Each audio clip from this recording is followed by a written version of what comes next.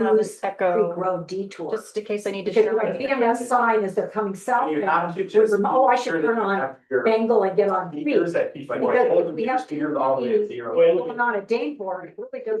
Okay. But just mute my. We had the same. Well, speakers off and then I'll go over the shut down. Yeah. I'm just. Okay. Motors. So ZZ Top is on the way, is what you're saying?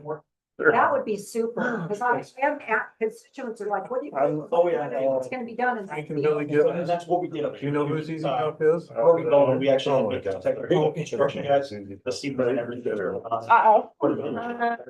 This is. My calendar invite says invalid meeting idea. You know who Ozzy Osbourne is, right?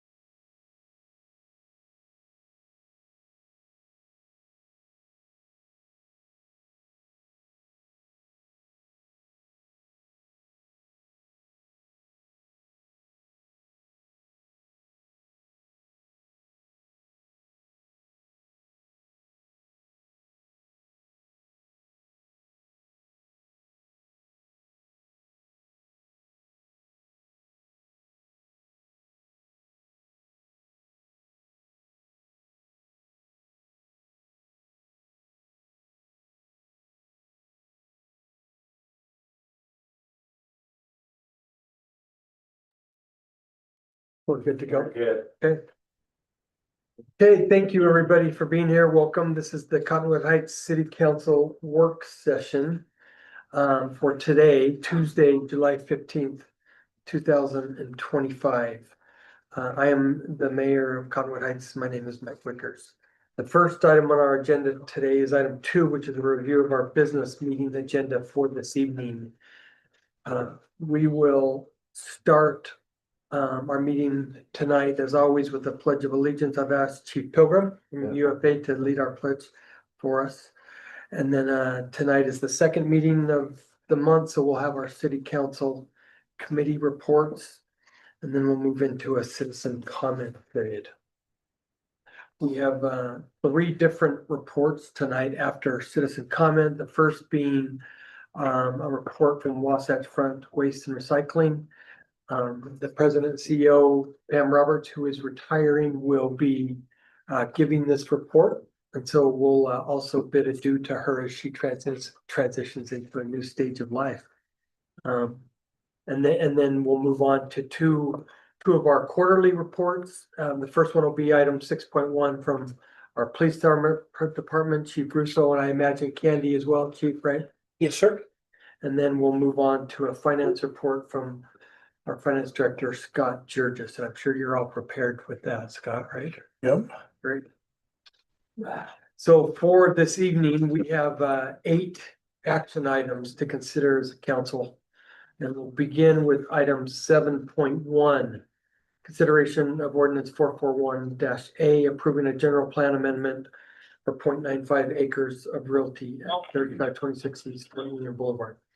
The item 7.2 is the exact same, except for instead of approving the general plan, it would be approving the rezone. So we do not have this as an action item, and I know there's some issues that have now come forward that we need to discuss as a council. So we'll move into a discussion phase on this item, and Jared, I'll have you kind of lead that and what's changed. Yeah, this also groups in 7.4, which is the development agreement, which he originally had agreed to the shared drive access on Fort Union to the 6 townhomes, so they have rear lows.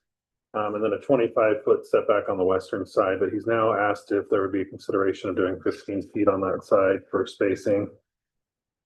So that's kind of the discussion. He was gonna be here, so, but I don't see him yet. That's really kind of the issue that's come up. He said he would move forward even with the 25-foot, but he'd like some consideration to do a 15-foot so he can fish them on the lots better. And he's working through a new subdivision. So, The request is there. yeah, So the main issue is that on the west side, there's a resident who has an ADU that's right up against. Well, I think, you know, I will speak for constituents who have informed me that, you know, they were pleased, with the concessions and, that, the developer was willing to make, and, they appreciated it. I, of course, am open to listening to Mr. Nash and such. However, at this point, I think that he needs to honor, the commitment he made to give the 25-foot setback on that westerly edge of his property. And so you know, at this point, I oppose advancing this. I also had a concern in the language of the contract, and I'm hoping that maybe our city attorney can help me to better understand. There were 2 elements. I was kind of surprised that the language didn't come right out and say regarding I thought it was going to be an HOA that would be committed to for this project. And I'd like to better understand how the description, the development agreement, and I'm just trying to get that language in front of me, that basically reads an assurance that there's a plan or something like that. And I'm just wondering why the language of HOA wasn't imposed. I would have to, I don't know what you're referring to, but it's not necessarily an HOA project. HOA is when it's created, it doesn't necessarily be one. I don't know what you're. Well, I think that I speak for my constituents in understanding that, you know, their concern is for, you know, duplexes, you know, the multifamily idea that there is a preservation of a high quality of landscaping and such going into perpetuity, and whatever efforts can be made to ensure that, which I thought we were talking about an HOA. so Sheila, I haven't heard anything about an HOA. Do you want me to read you the language real quick? What's that? The language in the development agreement is to adopt and perpetually comply with a comprehensive plan to assure that all common areas of the project are maintained in good, attractive condition. That could be an HOA, it could be another agreement, but Whoever owns the property, for it, so they're enforceable. Property. So there's another requirement for it. It's just going to be finding the property.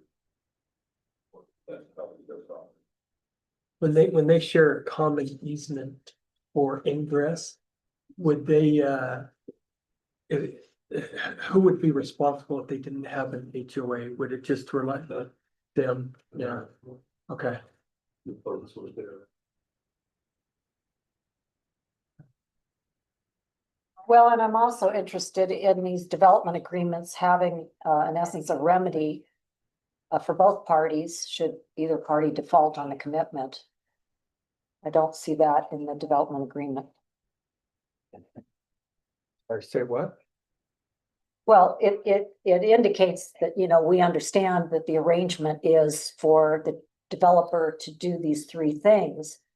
But there is nothing that states in this development contract, you know, what the consequence is, should the developer, you know, not follow through on the elements that are in the, you know, we don't want to have to litigate. We want to know that should the developer choose not to fulfill the development agreement, that there is a consequence that would incentivize the developer to, in fact, follow through. I mean, this is kind of my experience, a problem that we've had in some other projects where I understand we would have to litigate when the developer did not follow through on the elements that he had agreed on. So that's what I'm interested in is some, What remedy are you proposing? I'm not the lawyer. Well, I am. Always going to be a lawsuit unless you liquidated damages. Well, I just, Available only in, I think the other, it's not going to, he won't get approval if he doesn't have the correct setback and he doesn't have the easement agreements in place. We won't approve a new subdivision for him, so he wouldn't even be able to start the construction project. that's correct as well. yeah, but if he doesn't build it, I think is my point. Because what we're finding is that there is a willingness to agree to things. But what is actually constructed, let's talk about Dover Hills or some of the other projects, is not what was in the agreement or verbal or otherwise. And so what I'm looking for is that there is a consequence that would discourage the developer from reneging on these commitments at the time, that he begins the building process. Well, if he's not building to the approval, and that's where, Stop him from building, right? yeah, I mean, I can talk about Dover Hill. They're building to what's included, and they're not done, and we haven't passed off everything yet, so they don't have all their approvals yet. So I mean, there's processes in place there. I just don't know what you do here to. Other than what we already do as a city. I don't know what legal actions we can take or what we can require. There's inspection processes, we make him tear down and rebuild if he didn't adhere. Like to- that, to me, would be a remedy. A remedy could be that, in the event of default on this, that there's a tear down and rebuild. That's an option that we have. Yeah, I would favor that kind of language. But we don't need that Never language. pursue that. If he doesn't, he's supposed to do, he won't get.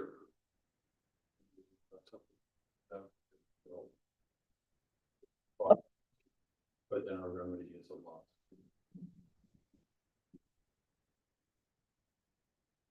On the HOA piece, is it really buyer beware, the three owners who might, one of the, who purchase the property, say, hey, what is in place for be able to take care of the Yeah, common? it's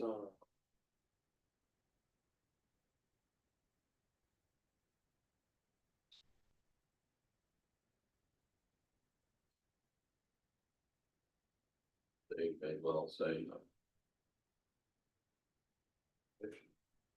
Develop as part of the.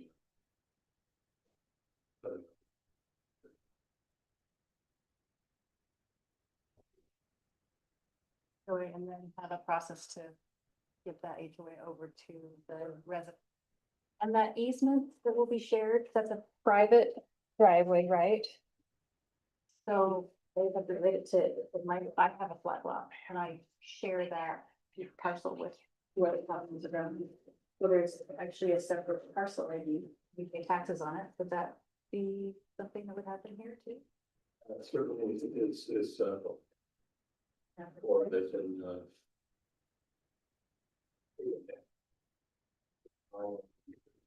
description. Lots of good and invited. Soon. So that's up to the developer. That's all.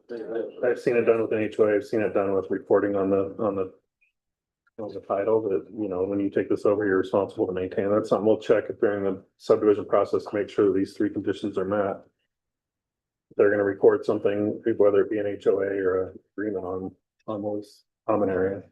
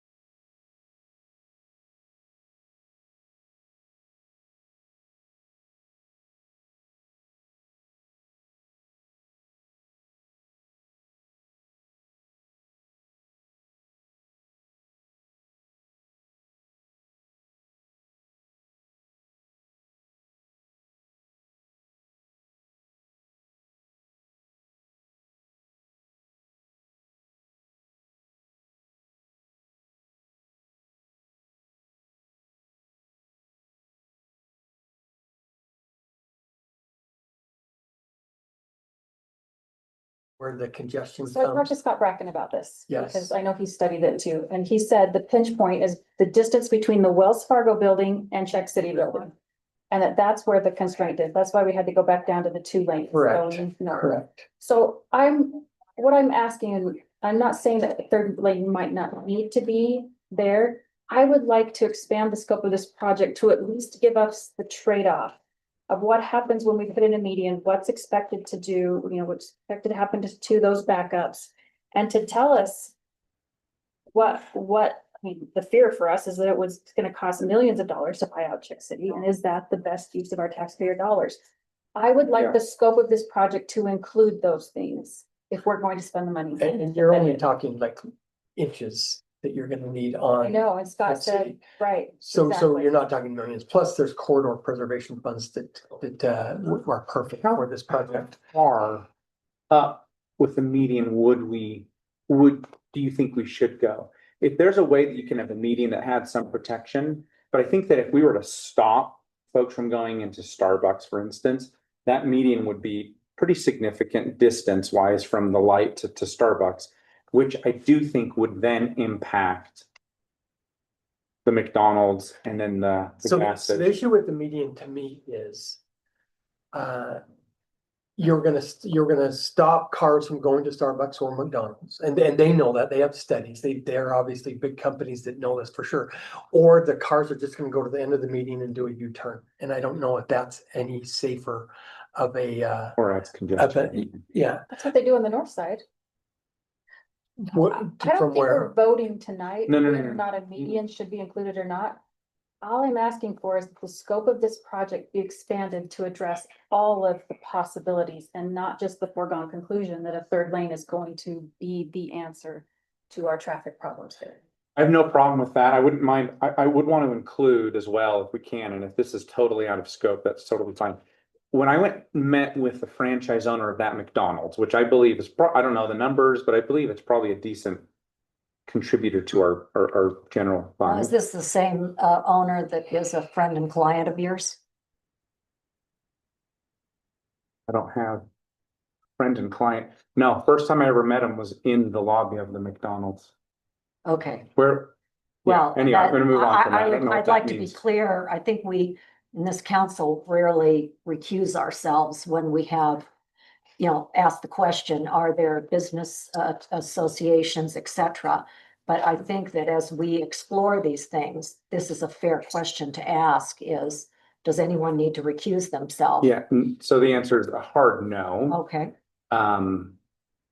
So to be clear, there is an owner of McDonald's franchises that lives down by Crestwood, who's a resident of Cottonwood Heights.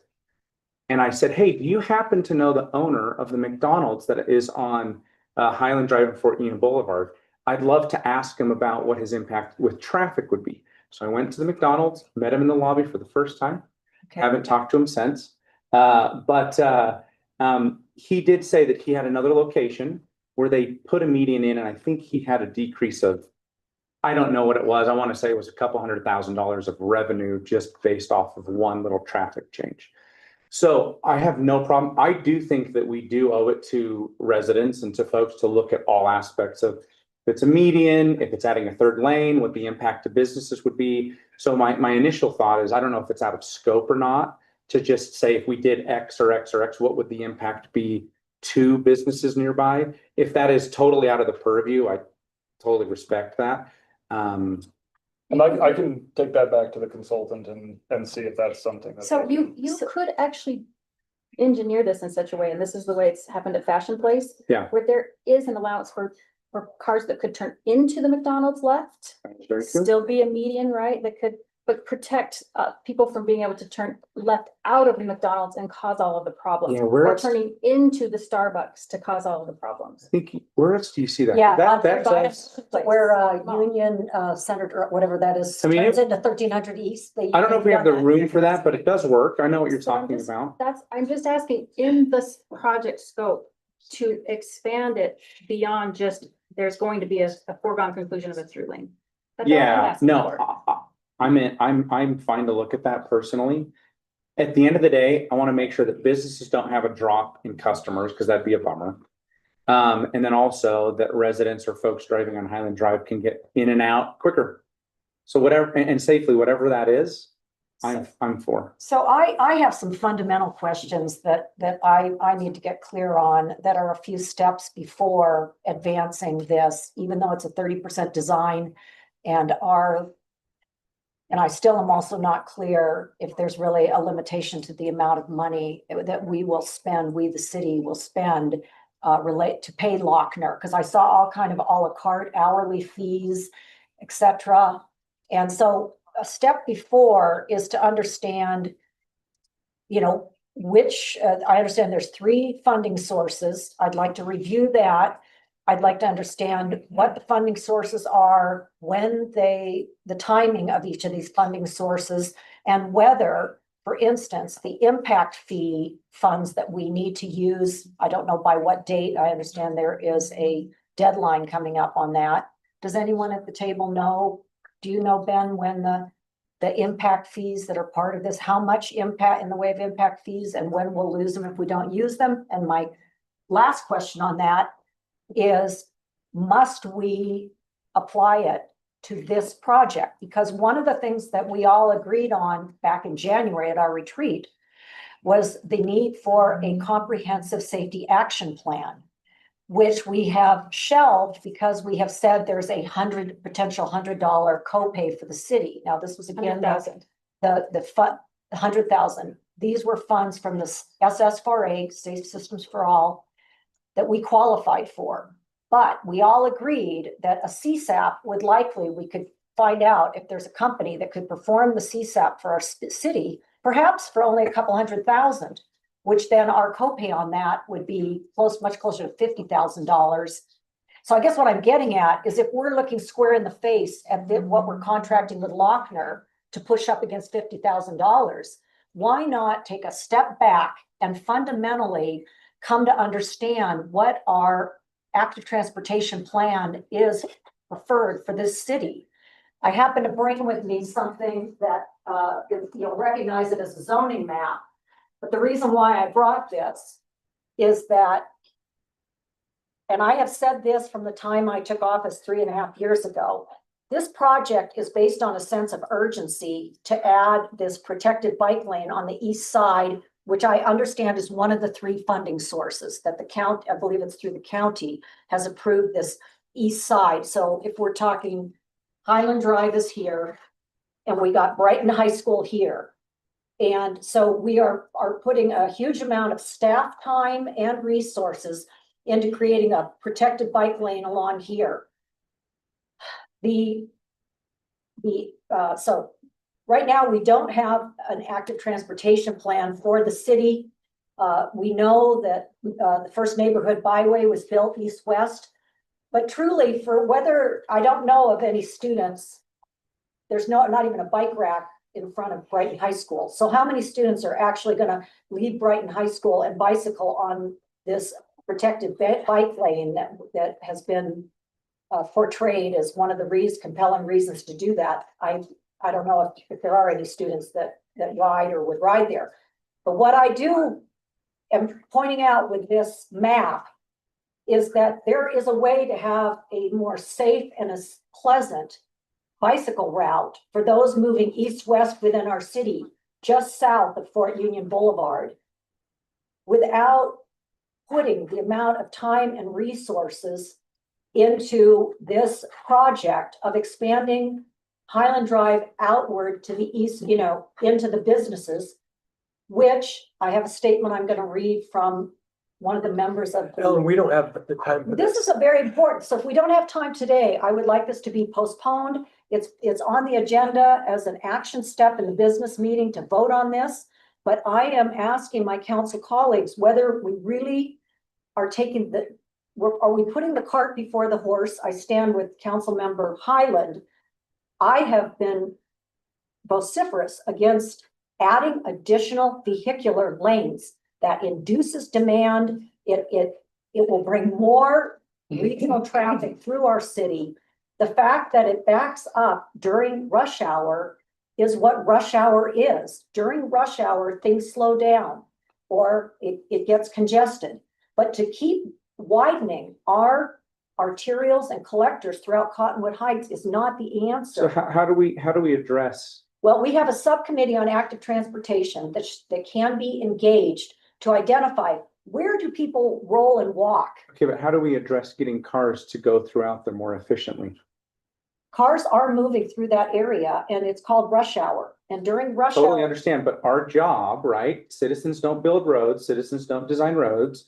We, as a government, decide on what we're going to force residents to experience and go through in our city. And if there is congestion and a backup, it's not an unreasonable thing for us to say, hey, how do we make if it we had- easier for people to I travel? agree. If we had unlimited tax revenues and we could build the ideal world, you know, for Cottonwood Heights residents, there could be a way to redesign this road and come up with ways. Certainly, we could make a much more concerted effort to provide transportation alternatives, which is what consistently comes forward in our surveys from our residents. Highland Drive is we all know, a north-south, a major arterial. It already has UTA service, but UTA could easily do a demonstration project for some express bus service that would both take residents from Eastern Draper, Sandy, and Cottonwood Heights up into the East Bend Cultural District using I-215 or downtown using the Van Winkle Expressway. So there's long-term and short-term, but to say that whenever there is rush hour traffic, the traffic should be flowing at a level of service B or C is unrealistic. I mean, And frankly, we to don't be have the honest. monies to provide level of service B or C. Sure, if our folks, just real quickly, if our folks tell us that there is a design that would make an impact on ensuring that people can travel through our city to have less congestion more effectively, I'm all for that. I don't think that that is unreasonable. I don't think that that's thinking really outside of the box. I personally think that would be a great idea, but then it comes down to funding. And it's a discussion that we would have as a council of, do we have the money for it? Can we afford it? Can we do that now? I have no problem with going down the road and designing and figuring out what's going to make an impact for our residents on our roads. Can I make a? And if we need to, Two sentences. Yeah. I would like to continue this item so that we can expand the scope. The second thing is I would like to come back because all of us have agreed that a prioritization matrix would be helpful to the council for us to understand where we should focus our monies. And I think that's the difficulty we have as a council making these decisions is we don't have that is that the prioritization safety matrix. action plan that you're thinking? Yes, so you've described it as an active transportation plan. That's not exactly what it is. It is what that WFRC plan is. No, I said a comprehensive safety action plan, a CSAP. And then I went on to say, we don't even have the foundation So yet those are of the two things active that I think, transportation. let's continue this to expand the Ben, scope. what is the And then- cost for us to get to this design stage? For this, it's 110,000. 110 And that's using transportation impact fees, which are, I don't know when those expire, but those have to be used towards development improvements that are required because of So development. zero out of the general fund. Okay. Well, wait a minute. I still haven't gotten answers on the three. You know, so how much do we have in impact fees? When do they need to be used by? I understand there's a Scott, you know that. We have combined with the storm or the stormwater and transportation, it's under 200,000. I can't remember the amounts in each one. It's like 180 or something like that. and when do we need to use that by? It's probably within a couple of years. Typically you have to have it either used or pay, or you have to have a project that you're planning to use it on, a specific project within 6 years. And we're sitting at about I can't remember for sure, but 4-ish, give or take. It has to be attributed to the development it came from. And so then So the the growth. Matt should Yes. tell me that the trail funding comes next year and then the funding for the intersection comes in 4 years. So that's what Ellen's referring to. Impact fees, the county, and then we have to apply for corridor preservation if that's what. And then was So there? if we go forward and can we continue this to expand the scope and then add to an agenda, talk about the CSAP again, so we have a better. So to expand the scope, do we need to expand this? I mean, do we have to continue this to expand the scope or then we move forward? So we can, with what Councilmember Highland is asking. we can move forward with this and then just talk to the consultant. That and we have would like them add more that. of, that we would like to expand what the How impact will would it be. impact businesses and traffic and look at it holistically? Writing. And I also, In writing. I don't think there has been proper deliberation on this. You know, the mayor's asked me not to read a statement from Zach Geiger, who has been on the subcommittee for active transportation for the last year and a half. So I'm going to respect the chair's request that I not get to the many details. There's many things that I still question and think require deliberation. Again, inducing demand is irresponsible. It's not a way forward that's in the best interests of our motorists or those walking or rolling. So I In- agree in- with that. I just want the options. and the other thing, I mean, these skinny little medians that appear within the diagram, they do not provide safe haven for those moving across an enormous intersection. To make the Fort Union Highland intersection even larger than it is now imperils those who walk and roll through it. These medians should be from our general plan, which is treed medians. This is the entrance. We talk about beautifying the entrance to our city, yet we're going to put in these little concrete medians that, again, don't provide a safe island for those trying to get across that enormous intersection. The wider the road, again, the visual for motorists is I can move faster. So it seems to me that on the one hand, we say we want a comprehensive safety action plan. We applied for safe systems for all users and got a grant to do a planning. And yet now we're stepping aside and advancing a program that does not align with a safer city, safer But transportation. if we wanted to do that safe systems for all that you mentioned, we'd have to use money, right, from our general fund as a pay for. We have a grant.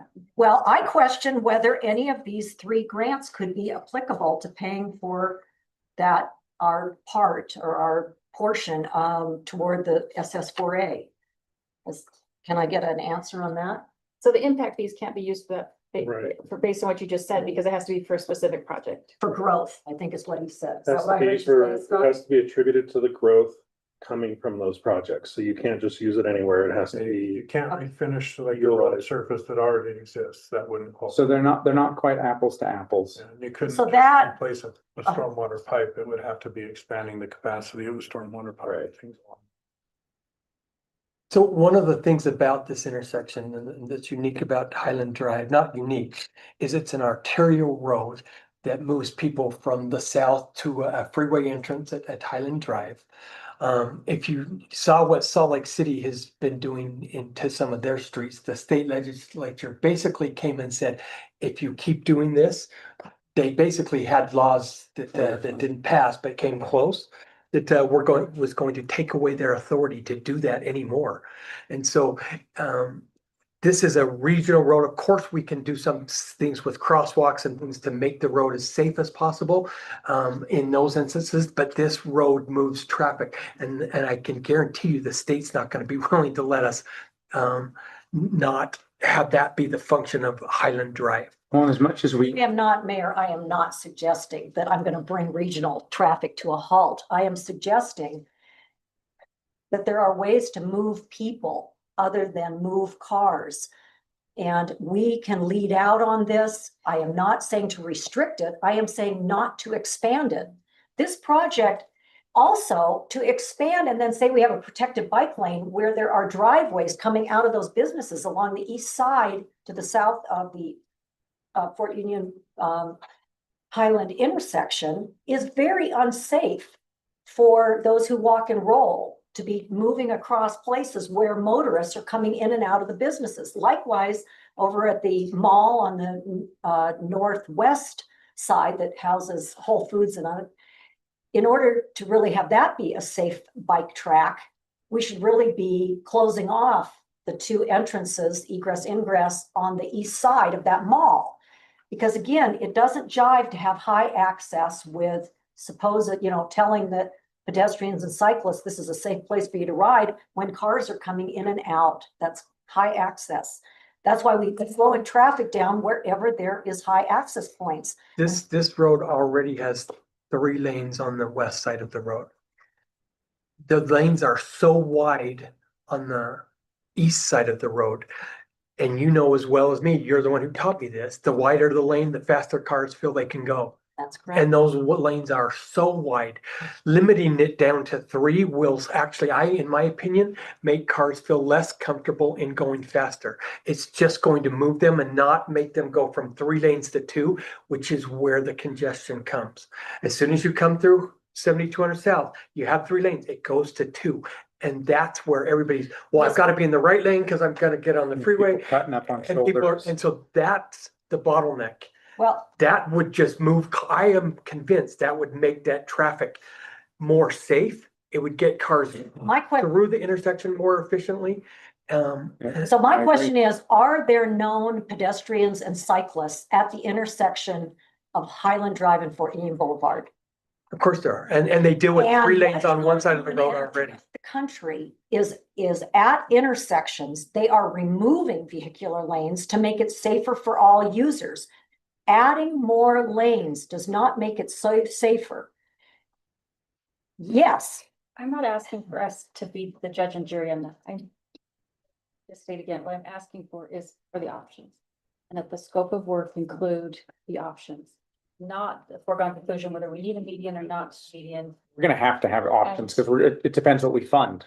So Right. you had mentioned you wanted. it in Median would be, writing. like, we'd have to decide that, and even if it gives us options, Mayor, at the eventual end, it's X amount of money. If it doesn't have a median, it's like, we're gonna still have to make those financial decisions. I have no problem being armed with all the info and making the best decision that we can. I think just pushing the project off is not an option. Let's look at So the you data. mentioned that you wanted it. Even for even till our next meeting where we. No, can I'm just saying get- the pushing, Executive summary can be, the scope can just be expanded a little bit. It can already be done. I think we Remember, can we're do only that doing today. 30% design. We're not committing ourselves to anything. I'm committed to that. $10,000 to do the scope of work that only Well, says yes, we're using gonna the add a impact- northbound. Yes. The scope of work includes environmental plan, 30% design Highland Drive, Fort Union Boulevard intersection to add a northbound lane through the intersection. And that's all it says in the executive summary. But Ben just said we can expand the scope. Yeah, we can work with the consultant to include that as part of the contract. That's, 'Cause- so what Councilmember Burrell said about the à la carte services, we can work with them and they can, give us the fee for what those additional analysis. And you want to know if putting a median in south of Highland Drive or south of Fort Union would fix the congestion issues that we have currently. Is that I your think- scope? Yes, I think that specifically maybe where we're disagreeing is that you're saying just another lane will solve the problem. And I'm saying a lane could solve the problem, but a median is probably critical and I want to know what that's going to. And I have no problem with that. Again, I guess I'm having my own expansion of the scope because I do want to see how it would impact. And that is part of the scope with the looking at what the extent of the median should be, right? The concept that we put together for the grant application is just a concept to say this is kind of what we're looking at. But in the 30% design, that's where we would look at accidents and how we can optimize that intersection to make it as efficient as possible. if I'm interpreting what Councilmember Highland is asking for, I'm hearing her say she would like to know if there's some kind of model or study that can help us to understand how much efficacy a median without the expanded additional lanes to the east Right. would bring to improving the flow of traffic through on northbound in the morning. Is that fair to say? Rush hour, AM rush I hour. think it's probably both.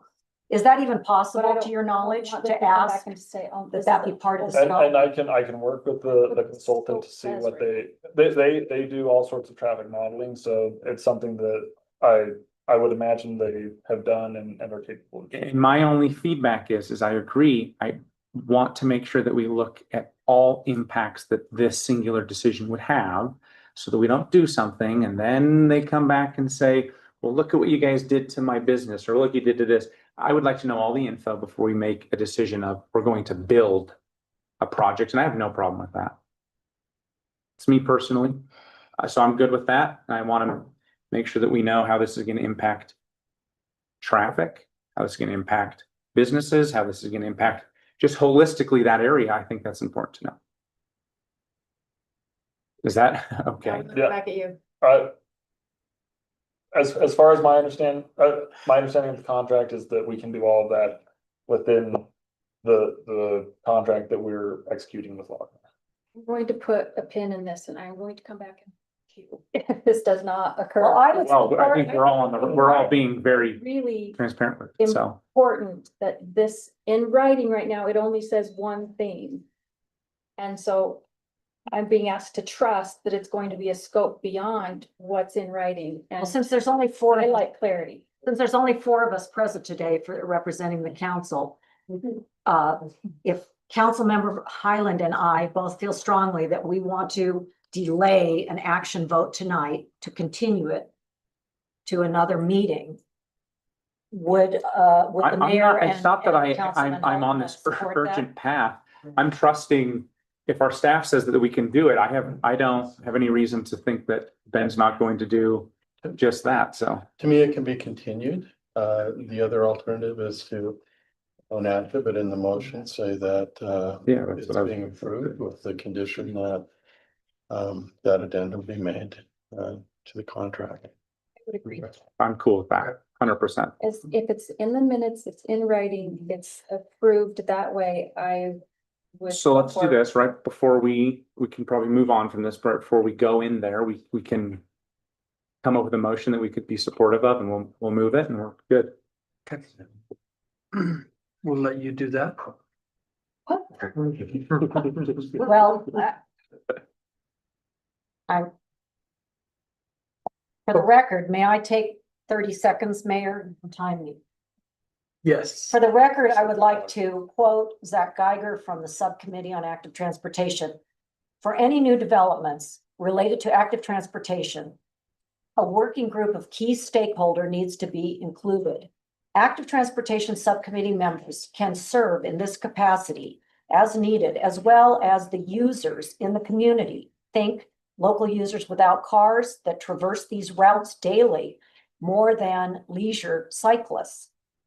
For the three projects proposed, the outside consultant, he's referring to phase 1, 2, and 3 of this larger project. The outside consultant has proposed ideas from Google Maps.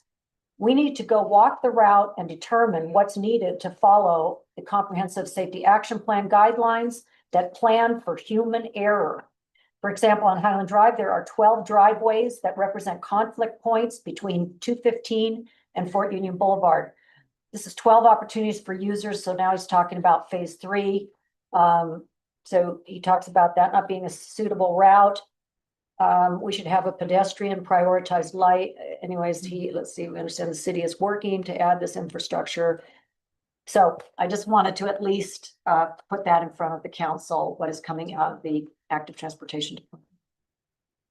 Okay, thank you. Let him know. We appreciate that input. Okay, we're gonna move on to item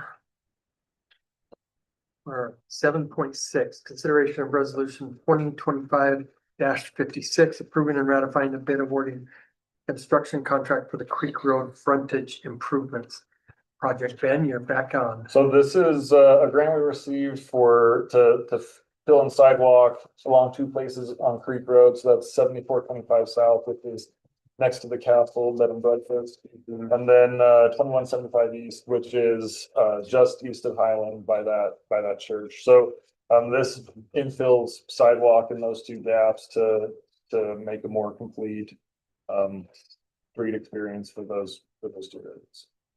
And we had the grant for this. It was originally 262,000. We talked about that in budget meetings, that we were pushing to get this down to around 100,000. The low bid came in 112,000, which is about as Wow.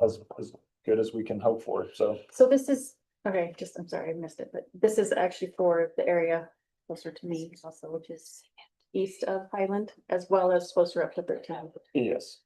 Every spot. And we had budgeted 200 and what? 262. And it came in at 110, 112. 112. We just So have what's it? to pay for our Not what we're- 30% design. That's awesome. Our match amount is 40%. So it dropped us from, I'm not gonna do the math. 100 They dropped something us. to a little less. Yeah. Okay. Well, thanks, Ben. That's good news. Any questions from the council? We love good news like that. Thanks, Ben. Thanks, Ben. That was Bring it easier, anytime. right? Item 7.7, consideration of resolution 2025-57, approving an appointment to the Arts Council. This is for Sharon Durrell. Jared, anything you want to add? No, we just had a chance to interview her. She's outside of her professional sphere. She's actually been really involved in the arts. She's currently the house manager for Ravenel Hall Capitol Theater, Rose Wagner. So she's got a lot of involvement. I saw her at the play on Saturday night when I went and saw it. So she's ready to be involved here too. Great addition. Item 7.8, consideration of resolution 2025-58, designating certain areas where orders to disperse are authorized. So Chief Russo, this is super timely. We're gonna get this on for to make sure that it's here for Butler Days, and I'll give it to you and Chris or whoever, however you want to. Yeah, that's exactly what we're trying to accomplish, and thank you. You know, with the incorporation of the carnival and the growth of the Butlerville Days, the area has become a regional event, and it attracts certain individuals, whether they're affiliated with gangs or loosely affiliated with gangs. But even aside from Butlerville Days, we've seen an increase in gang activity and such in the form of graffiti, fights, alcohol, drugs, thefts, things of that nature. And it's on the entire footprint of the park and the skate park.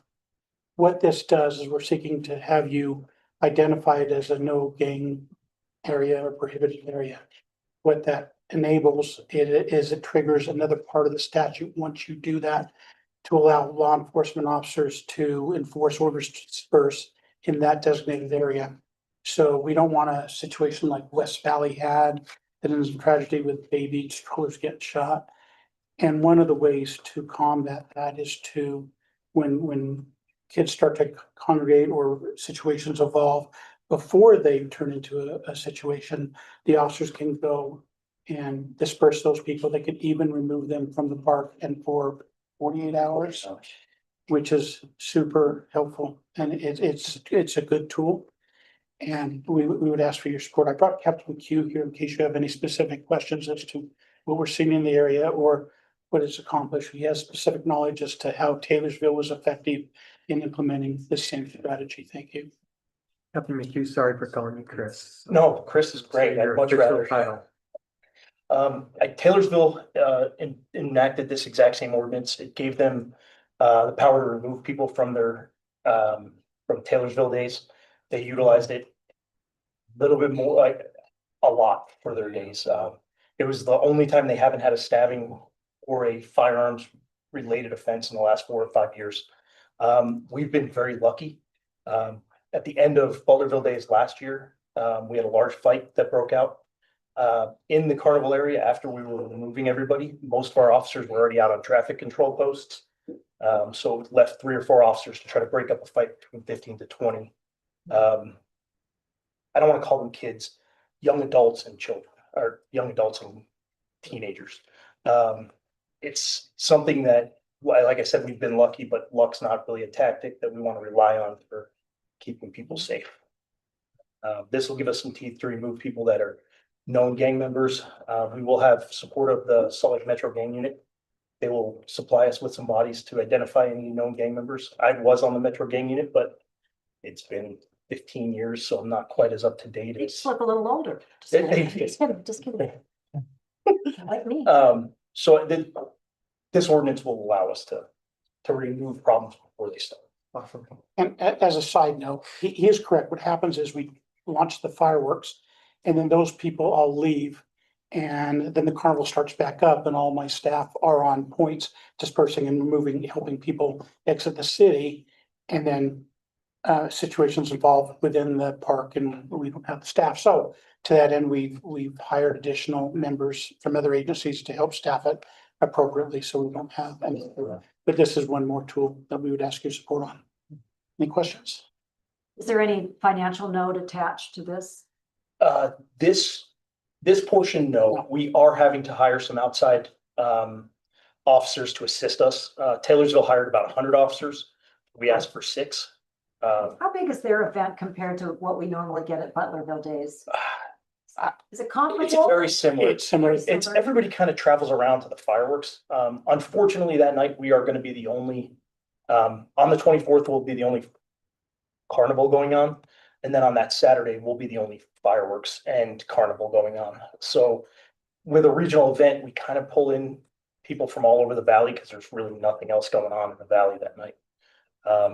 So our numbers have increased steadily, which is great to have people here, but it's not necessarily a community event anymore. It's really bringing in people from all over the valley. And a meeting with the Butlerville Days Committee, it has been suggested that we close the carnival sooner, but that's hard then to get a carnival company to commit because you're taking some revenues away. So I really appreciate this solution. And I think this is the best with what we can do. I know we signed a contract already and it was recommended because Taylorsville did pull theirs back to 8 p.m. Once it got dark, they shut their carnival down. And that's usually when things start to go bad, is when it gets dark out, people start doing things because they think We'll they're get that the next contract. Yes, we will. Well, awesome. Thank you. Great, thank you. Thank you. Thank Great you. explanation. Okay, that's the last item on our, for action item rather, and then we'll approve our consent calendar, which is the minutes of our city council work session and business meeting for July 1st. Okay. We are going to have to make some adjustments to our staff reports. But let's start with, Ben, you're prepared with the Cresta Drive update, right? So let's, yeah. So I know most of what's going on with that, but Okay. unfortunately Matt came down ill and we Okay. didn't have a lot of time to talk about it. So I can share with you guys what's going on with that. You may have had additional discussions with Matt that I am not aware of, so We can get to another meeting so that we get the full update. Yeah, why don't we, you wouldn't be adverse to that, right? no, I'm good with that. Okay. No, Matt, nice try, and we'll see. No, wait. He'll do anything. Okay, thanks. So we'll move on. To item B is our form-based code discussion. And we've got 30 minutes allotted. I actually don't think we're gonna need that 30, but Like 10 yeah, let's have, discussions. yeah, let's have some discussion. Jared, why don't you go through quickly some of the points that you wanted to talk about? Sorry, trying to fix the clock. That was distracting. I know every time I looked up at it, trying to figure out what time it was. Yeah. I got a clock in front of me, but. Real quick, so you had a chance hopefully to go through the draft now that you've had it for more than a day. And so, let me just pull it up here. I don't know how much detail we want to go through it, or if we just kind of want to talk about it, if there's any specific questions on the draft, or again, if we want to continue it with the new community development director coming in, and if we want to. So, a couple of my thoughts. The consultant vote came back and kind of pushed back with some of the things that we had talked about. And so it made me feel like maybe we need more time and discussion. And what I really thought, and I mentioned this in a meeting with Councilmember Highland, that maybe with a new community and economic development director coming in and his, can we formally say that? It's too late, I just did. He's accepted, so you better. He's accepted, okay. So we have a new director starting Monday. Monday. Okay, so my thought is maybe we let him familiarize himself with what's been created and get comfortable, and maybe have him come back in a couple of meetings and go from there. Does anybody?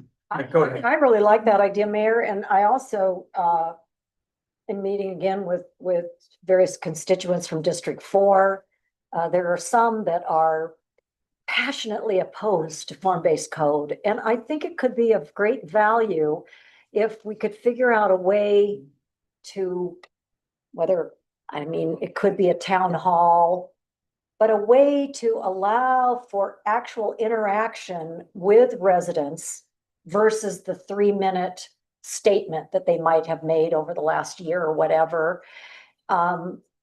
Because many of our constituents come from extraordinary backgrounds, and coming up, and maybe this is something to think about as we think about the processes we use in Cottonwood Heights. We have a planning commission, we have an architectural review committee, we have, the city council, the staff. But sometimes I think that models that we can see in other cities where there's an opportunity for the citizenry, not appointed, to be able to interact could have a value. And I would leave it to our city manager and those who have expertise in this area to think about how we could come up with something so that the community members who want to have a little bit of interaction could have an opportunity. Would you be I'm not willing to adverse to that. Yeah, no, I think consider that? do a town hall but I do think, I'm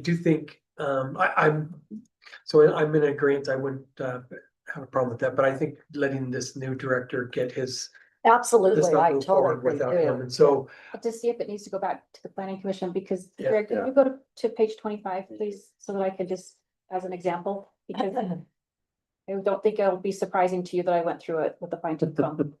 This is new. This is not something that at all was in the last draft. And so this is very technical. There are some changes that were made that I don't even know how to explain. Are they So- redlined on here, or is this all new? This is, I this had whole to go page is through new? Page by page and see if what they changed. there what are some they red changed. lines on different pages, but I didn't know this one was new. Completely new, different from what was in the previous draft. So I think 30 is. Like the first. yellow highlights I knew were new. the yellow and highlights this are and- are changes, and then there's those little boxes Yeah. where it says, but they also, in their explanation, talked about stories, how many stories, and so I think there's enough for us, beyond enough for us to say, put on the brakes again. I know this has been going on forever. Look at our new economic development director weigh in. I'm frustrated with VODA. I would even consider looking at another consultant to help us if we're gonna move forward. So I don't want to belabor it. We don't need to spend 30 minutes on this. I think we need to let our new economic development director. There's no big rush. We can push it out for like 2 or 3 months so that I can have him have an opportunity to go through it. Well, and everything else he's gonna have to do. Because we're gonna go Yeah, with the still- town center development agreement, and that's what ULCT did a whole webinar on anyway. I don't see an urgency. Well, and I will just go on the record of saying that the reading and research I've done on form-based code, what can make it a really beautiful thing is if the community, the people that actually live there, use the area, walk the roads, breathe it, spend money there, that they are more incorporated in the foundational work of the form-based code. I feel that that has not occurred in Cottonwood Heights. Even the open house that was given, only the people that lived absolutely immediate to the overlay zone were invited. And I don't feel comfortable with that. I think that the possibilities for form-based code are based on it being community driven, not driven by strictly staff or even strictly council representatives. Yeah, okay.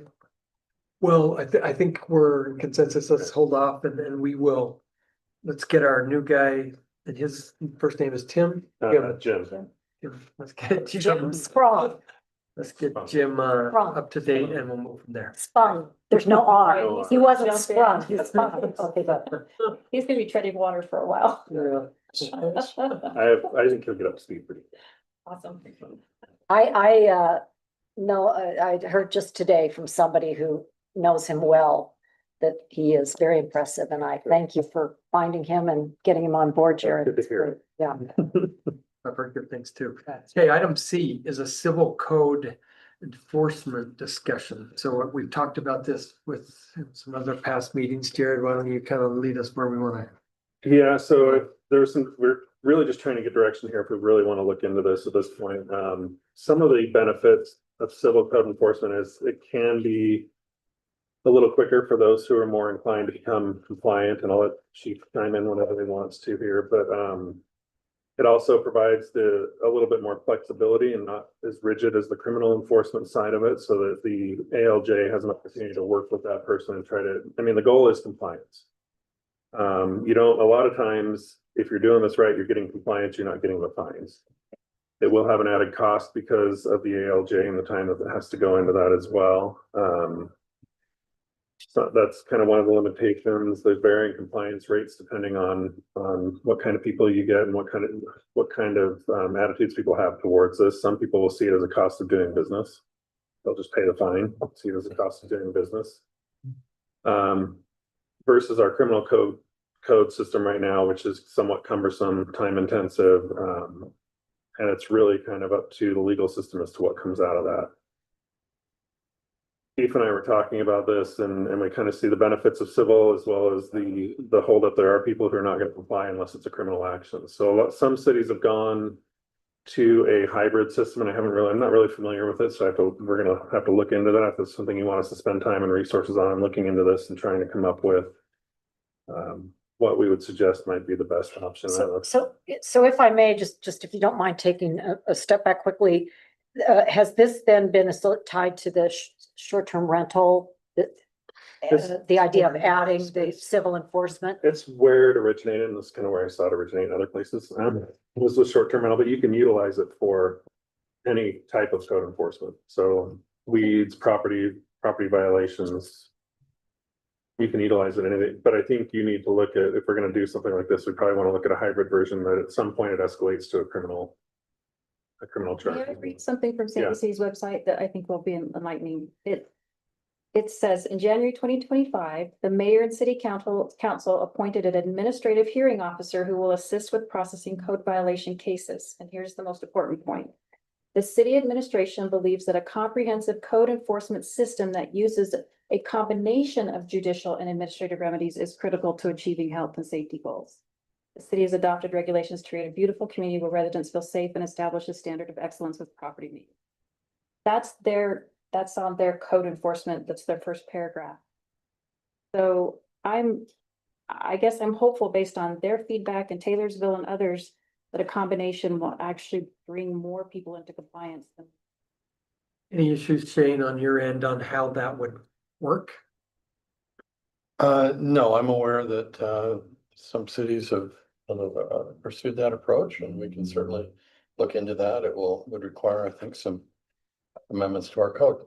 But And what kind of cost are we talking about? That we take that out of the general fund and are we budgeted to do something like this? We're not currently budgeted for it. It would be an hourly cost for an ALJ. I talked a little bit with our hearing officer about it, and he's done that previously as well. And we can try to get some numbers on what that would cost per case. And So Sandy there's did an gotta, RFP to get that ALJ. I can So go, they I can look at could give Sandy's. us some idea. there's gotta be some studies that show how the fines cover most of the cost, correct? But with the civil enforcement, you're relying on that. You're trying to get compliance, so a lot of times those fines are reduced or waived. I don't know that you want to count on those fines. But your goal is to coordinate with, Who collects the fines on that? Does the city? Doesn't City. go through? doesn't go through the courts, It so cost us any more than what a criminal case is gonna cost us with the limited code enforcement officers that we have? But we don't get much back on the criminal side. Right. So I don't know. yeah, no, I'm just, we can look at all that, but before we went down that road, I wanted to make sure that was the direction we wanted to go. I haven't heard any negatives from any Hurricane, Taylorsville, Andy, I haven't heard negatives. in this.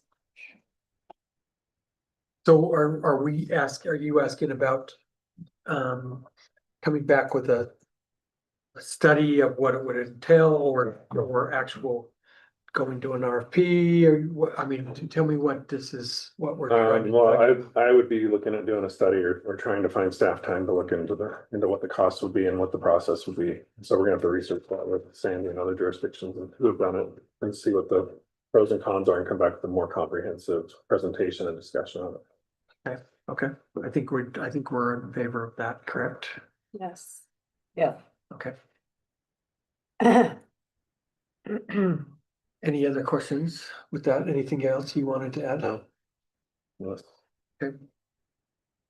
Item D is our short-term rental software discussion. So, do you want to start, Jared, or do we just want to give it to Councilman? I'll give it to Councilmember Island. Okay, well, I'm going to share my screen.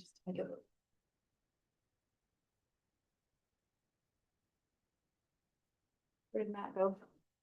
You had to step out for about 30 minutes. Okay, no, it's okay. I'll share this one. I just wanted to know what I need to pick to be able to go between them, but it's fine. I'll unshare and share. No problem.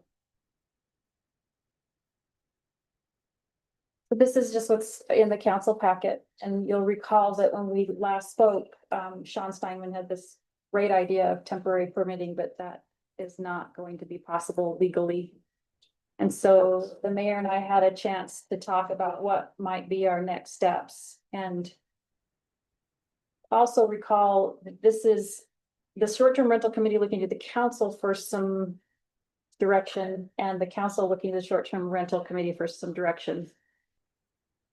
So what we had proposed is that we move forward with adopting a budget amendment to purchase and implement Granicus host compliance software. This is partly based on the feedback that we've gotten from other communities who have said that they can bring 90+% of people into compliance using the software. I would propose that this should probably correspond with the verification module that's going to be purchased by the state. Actually, it's already been purchased. The Granicus told us that would probably be fully implemented and online in the fall. I think we need at least that amount of time anyway to come up with the contracts that we would need to be able to go forward. So that would be the first thing, is that we go ahead and say we're going to purchase and use compliance software. And with that purchase, we would focus on two priorities. One would be to bring the existing non-licensed STRs and allowed zones into compliance. It's according to Jim Rock and the Canyon Racket Club. He said half of the people who are doing STRs in his building aren't licensed. And keep in mind that when you bring them into licensing, you're also identifying that property so you can claim the TRT. So win-win. The second part of that, the priority for the software would be to eliminate the whole home existing STRs in single family residential zones. And the mayor specifically, really great question of Granicus, do we know the difference between a whole home and an owner occupied listing? And I got just the only reply from Granicus was yes, exclamation point, exclamation point, exclamation point, which is, because that's really what we're trying to not have in our single family zones. Then the third step in that is because we'll have some compliance, we'll have some revenue coming in to cover the cost of the software. We'll be eliminating what we don't want, which is the whole home existing STRs and single family residential zones. Then we let the short-term rental committee have the data that's going to be on the software to come back to the council and make some recommendations about what policies we should then put in place based on where we see most of the activity of the illegal short-term rentals. Jared has pointed out rightfully that we are going to have to make some decisions. I think this is one thing we should talk about. We only have three of us. It'd be nice if we had everybody, but we need to talk about what we would even consider, because what the short-term rental committee does not want to do is go down a road and make recommendations, spend a lot of time and resources to make those recommendations, and then the council say, no, we would never consider that. So we have hosted sharing, which is what Murray has adopted. To me, that's basically codifying short-term rental or short-term roommates. I don't think that's the way we want to go. Hosted sharing can be defined, but it's very, very, very difficult to enforce. The owner occupied part of that isn't as difficult to enforce. Sandy has information in their ordinances about what they require. They actually do not allow a corporation, an LLC, to be the owner. It has to be a person or those in a family trust, I think is another thing that's allowed. Oh, really? They make the distinction between an LLC and a family trust? And this is where I think I'm gonna stop sharing my screen and bring up another. I want to bring up what Sandy does.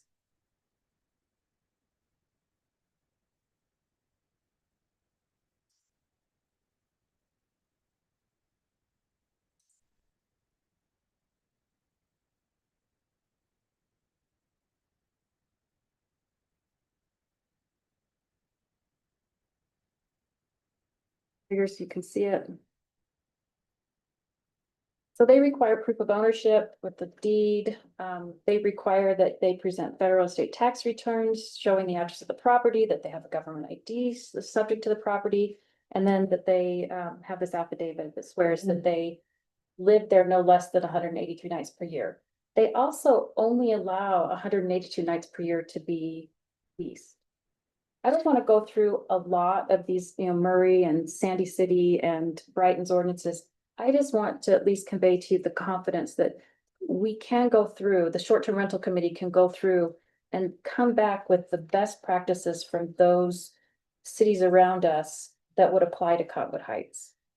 And also eliminate the things that don't work, such as Mill Creek's 400, you can't have another one within 400 feet. Well, they said, what's 400 feet? They didn't even define it.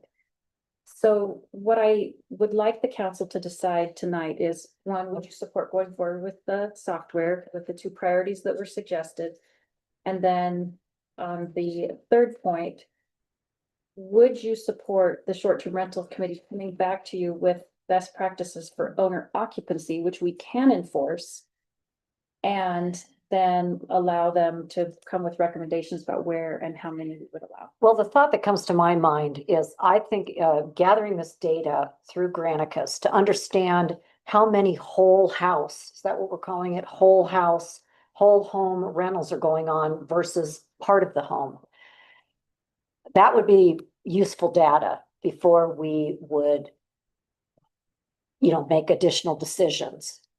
It would be fascinating because I think my gut feeling is we're going to find that the overwhelming majority of the short-term rentals are whole house. Maybe I'm dead wrong, but I'd like to gather data before, the STR committee takes too much time coming up with, spending a lot of time to make recommendations. Because again, if part of our impetus of doing this is to reduce the black market or whatever you want to call the illegal, the non-complying and illegal short-term rentals, I think we really need to know what have we got. And if Granicus can help us to understand that, I think that would be the first phase to. So do we have the funding to go to purchase the Granicus system? We'd have to do. We'd have to do a budget amendment. Yeah. What are we looking at for that? It's 22,600 something. And then there's an annual fee. That is the annual license fee. Annual So license once you get that, then annually we pay 22,600. There, walk in for a certain amount, we have to sign. So it was 29,000, and because the state purchased the address verification module, it came down to 22,000. So one of the reasons that am in support of this number one initiative is we feel like there's short-term rentals in approved areas that are not licensed, that alone would mostly offset The cost. the cost. Yeah. Well, no, believe me, I didn't ask that to be negative. I just was curious and I'm very interested in supporting what you're doing and thank you. Went through, so what you brought up with Sandy was really interesting to me. So they require 181 day or 82 days or proof of living there, then they can. That Short-term is rental the definition for of residency, 182. by the way. Yeah, of that state aligns with residency. the. Right, Yeah. right. I know Okay, that yeah. too. But so what we're kind of saying then is, well, you've got to live in it for 6 months and then you can rent it for 6 months. Well, I Right. think that Sandy has taken a very practical approach of what can be enforced. Of course, we'd like to, in a fanciful world, we'd like to think that they're there cooking dinner, the owner's there, and whoever's underneath them is being monitored. But knocking on someone's door and saying, are you here while your renter's here is probably not. That's why I mentioned Sandy. Brighton doesn't have the owner occupancy requirement because they do whole home, they do in their multifamily zones. Brighton does prohibit these in certain zones. Keep in mind, we can do that. We can take whole swaths of the city and say, these aren't allowed in these zones, and only so many are allowed in these areas. So to your point, I'm wondering if I'd like the short-term rental committee to start making some recommendations before we have that full dashboard. Because I'm concerned about the timing. I would like to see this, some kind of policy enacted before the ski season, January, February. So I'd like to get the short-term rental committee moving in this direction while we get the software going. But they don't want to spend time if you're not going to be open to the owner occupancy definition and with that.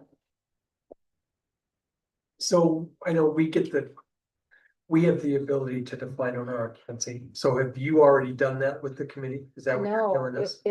it was Sean Steinman and Lucy Anderson both who said, we don't want to spend a ton of time going down a road that the council would not support. You start with the definition of owner occupancy. I could. I mean, you're asking me to come back to the council with the definition of owner occupancy, then you approve it and then we. Well, cause cause what you're trying to say otherwise is there, they don't wanna waste time creating zones and figuring, this if we're not willing to move forward, but that definition of occupancy to me is so important. Before I think if that makes sense. Okay. Well, tempering everything that we do against the idea of the ability for enforcement is that's why I think getting Granicus, getting it in motion to be getting the data, how long of a period of time does Granicus say they would need in order to supply us with some meaningful data? Granicus told us that they felt like they would have at least 70% of the short-term rentals identified in the fall. If there's gonna be. If we bought it tomorrow or when, Oh, no, this is whether we buy it or we don't. The state has purchased the address verification module. okay, When we purchase it, we have that module automatically populated in the dashboard. oh, got it. If we don't purchase the software, we have to go to the county and say, give us our list. And that makes it, I don't even know what comes with the map, just, I don't know what that entails. Oh, got it. Okay.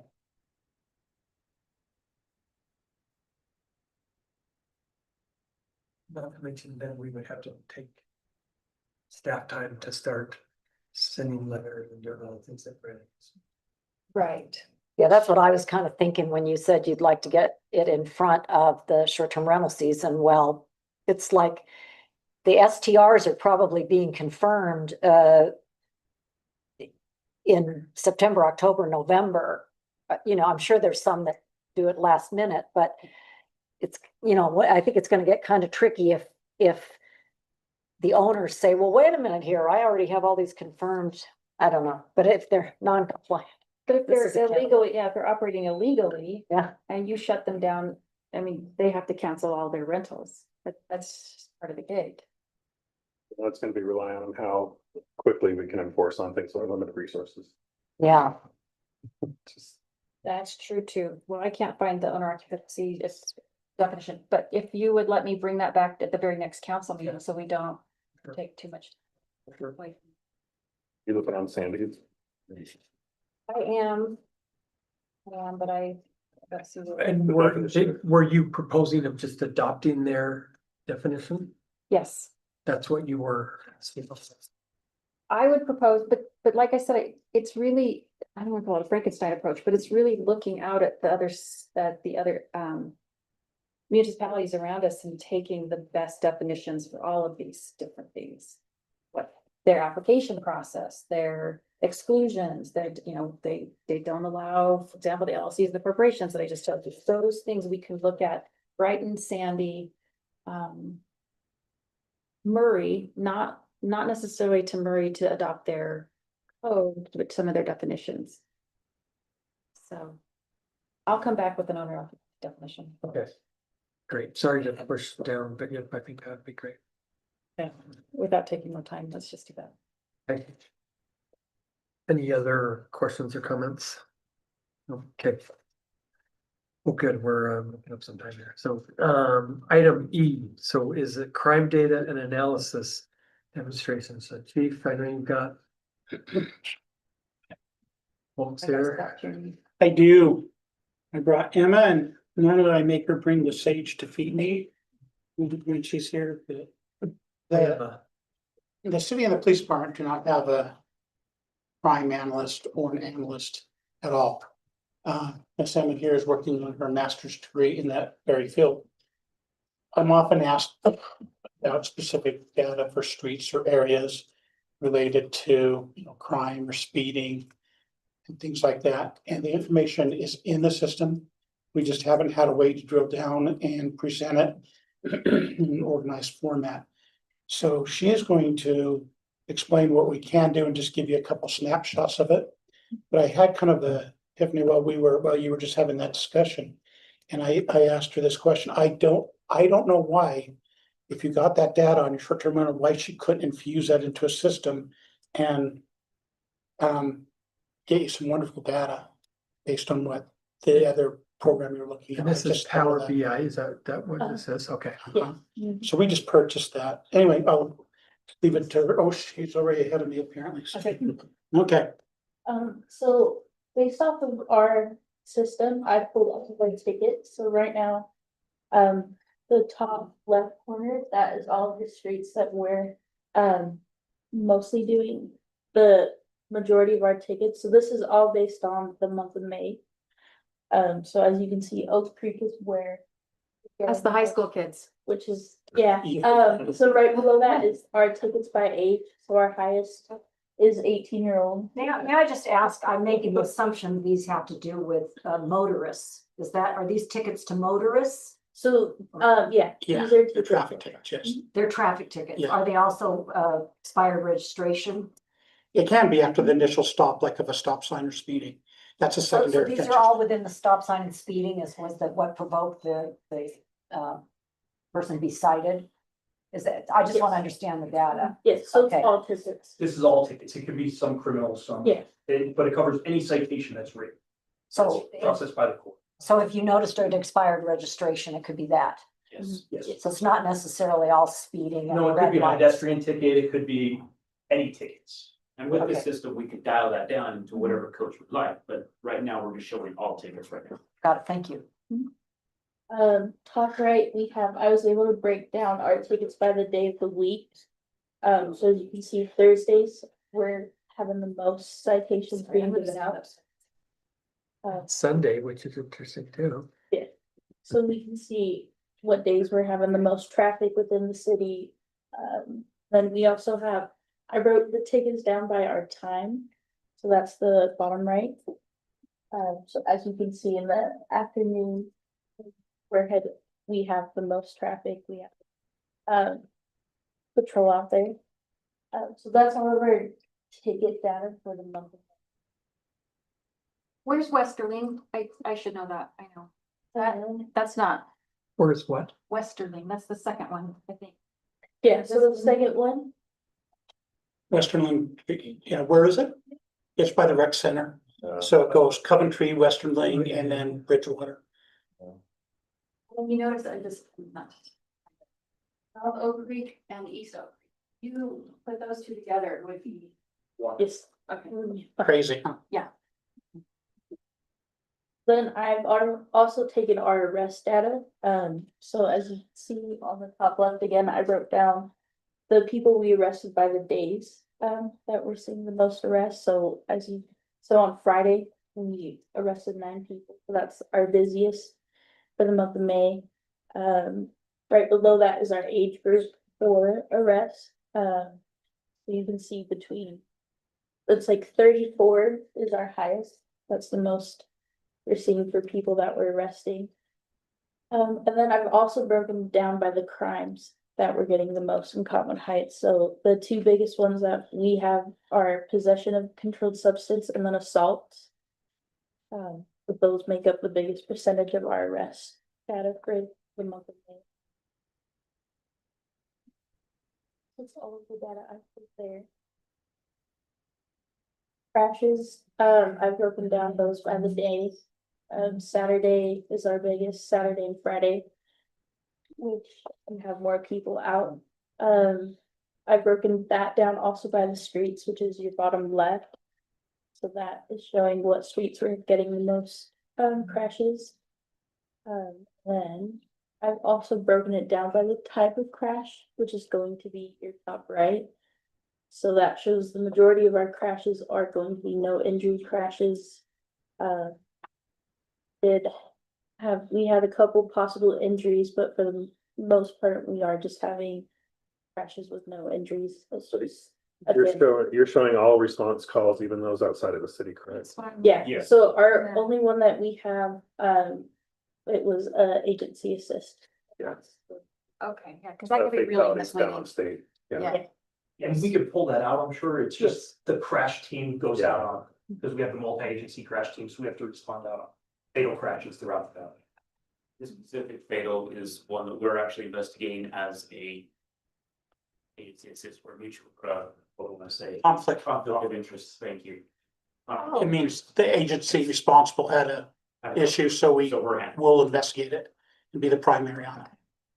When my daughter got in an accident, we couldn't investigate it. We had to call Murray. Correct. Okay, good to know. Yeah. Then I've also shown the crashes by time. So on this graph, the bottom right, you can see 10 o'clock, we have the most crashes. Most likely, 10 PM. so it's gonna be 10 in the morning. Oh, 10 But AM. that's 2 versus 1. That's not meaningful. Yeah. Yeah. All of our crashes data that I was, pulled. I mean, you could put that on a scatter plot and that it would show a very. And then this is all of our calls, so anything that's been dispatched. So dispatch are Thursdays and Wednesdays are going to be our busiest for calls. Again, the time at the bottom, and you can see 2 o'clock, 2 AM and 11 AM are when they're having the most calls come through dispatch. So the color of blue, is this color of blue noise disturbance? So that one's going to be traffic stops. Are your labels in the same order as your numbers? Yeah. Traffic stop and noise disturbance are the same color. That. Um, It's like it might be a little different. they're a little bit, Ellen, I think this is where I see it shows are. Traffic stops, so. Oh, Yeah. okay, there you go. okay. Yeah. Oh, There's just so many, it's hard to differentiate those Yeah. colors. got it. So approximately 22% if you round it off are traffic stops, Mhm. which could be a number of different traffic infractions. Yeah, but that's what you want, because it shows you that the officer's being proactive in stopping motorists or suspicious vehicles or things in neighborhoods. Mhm. Like you can see, thefts are going to be 7% of the calls that we got. And I can, if we want to filter to specific types of calls, that is something that I can do through the program. If we want to focus on something specific.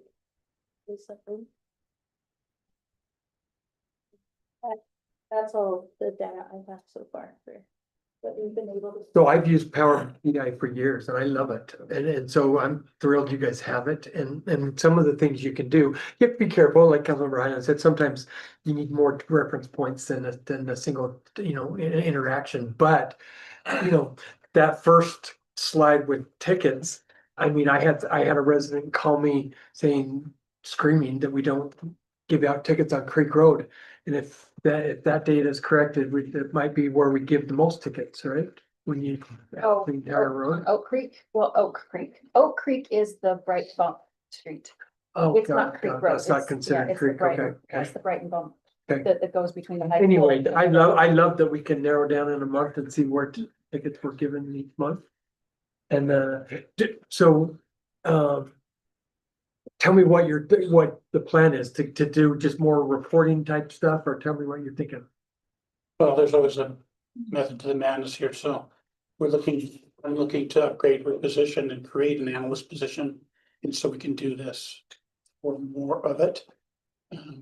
She's currently serving in a support services function but this is valuable data and we can measure almost anything called upon to measure, including short-term rentals or tickets or issues on specific streets or neighborhoods.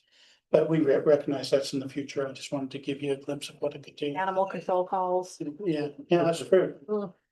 Yeah, all that can be valuable data. Yeah, You just have to know what it is. yeah. So, So remind me what your master's is going to be. So my master's is in criminal justice analyst. You like Excel spreadsheets, Emma? I do. I love Excel spreadsheets. I love all of them. I will tell you that she prepared all this on her off time at home. And I'm proud of her for that. I did tell her that she has to keep, there's a chapter in my book about how, the higher up the totem pole you go, the shorter the attention span. So I limited her to 15 minutes in her presentation and she did very well.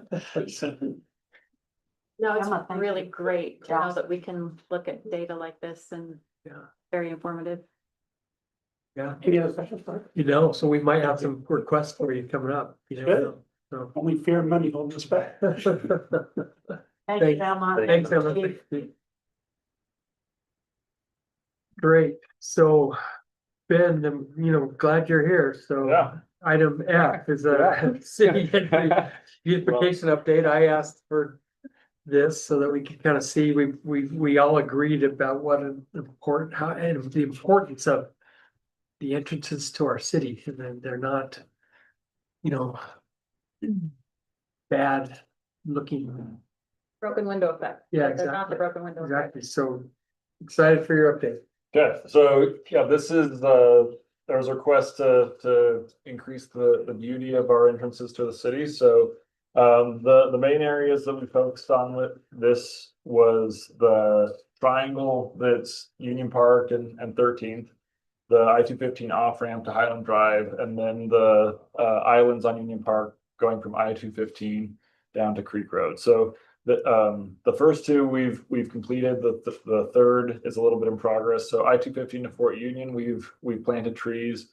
And we are contracting out someone to come in and plant the perennials there. Fort Union to 13th, that work is all being contracted out, and then 13th to Creek Road, we have cleaned that out and prepped the islands, and we just are waiting for the trees to be installed. I have seen the crews out there and really impressed. But just to reiterate a point, that the cost there being shared with Midvale, correct? For the islands, yes. Yeah. And Ben, I've gotten a bunch of calls on the island, so. Great, they know it's, don't worry, they say, they're doing the work. The next day they said, they stopped. I'm like, I don't know. I know. Relax, I know. 4th of July. No. Yeah, we have our whole crew working on that, so, they can't do it every day, but, they've been, filling up their time with that the last. So right now it's landscape fabric and mulch and most of the. And then trees. And then the trees, those So tiny awesome. little saplings. Did you Oh, all, God, I was hoping you'd have pictures. did you all, with those trees, are those like drought resistant trees, or did you end up fixing the water irrigation issue in those islands? The water irrigation issue has been fixed. Oh, okay, So, cool. Awesome. We worked through that. Super cool. So this is a little bit of a before picture for the triangle on 13th and Union Park, so. So kind of some highlights, we had overgrown vegetation, there wasn't a lot of color, the river rock there had either been walked away or had been buried. And then the sprinkler system, there were some issues. Afterwards, the work we did, we updated the sprinklers, trimmed back the trees and bushes, added additional wood barriers. Planted some additional flowers to add some color. You did all that yourself. Me. Ben, You can actually paint this blade. I'm a man of many talents. That's what you get from salary. So good. And then we've added mulch around those plants as well to help conserve water around the plants. So this is the off ramp to Highland Drive. Before it was just a lawn.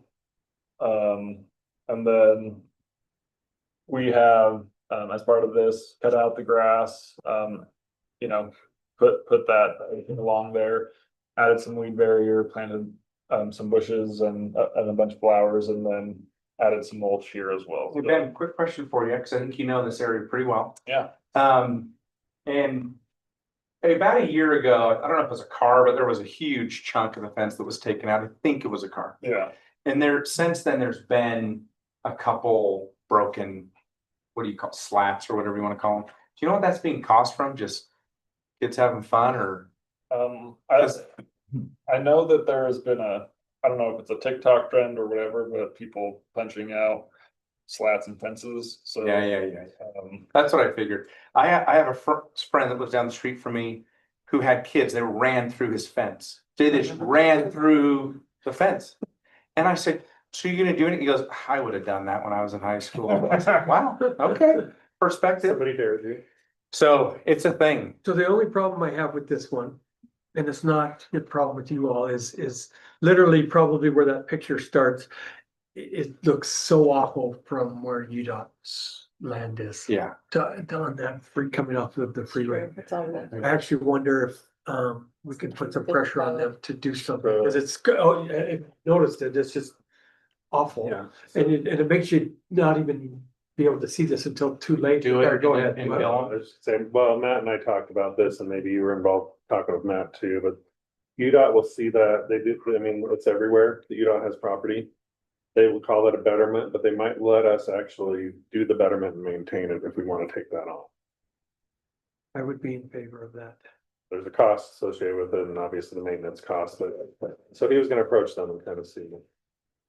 That would be a perfect place to meet. Typically- Do some low maintenance. Yeah, typically they'll give us permission to go ahead and do that. Especially in those areas there because they're not right on the freeway there. Well, I'm sure we could do it. It'd be nice if they cost share in it, but I don't think they typically do. So I heard, UFA might want to volunteer to do something.